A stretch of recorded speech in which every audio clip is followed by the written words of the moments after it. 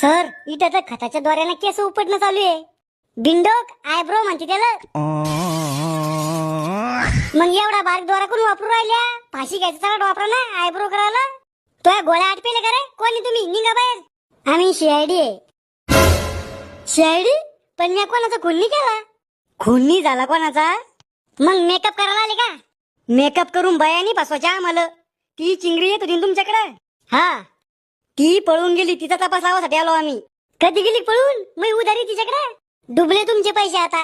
तुम्ही कधीपासून मेकअप करता? 5-6 महिन्यापासून. याच्या आधी काय करता तुम्ही? पेंटिंग. काय रंगवता तुम्ही? पोळ्याचे बैल, संडास बाथरूम. मग या धंद्यात उतरली मी. या बाया काय करायला इथं? फेशियल म्हणजे?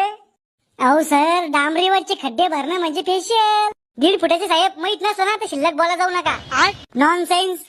ए बाई, इंग्लिश मध्ये शिवाय नको देऊ.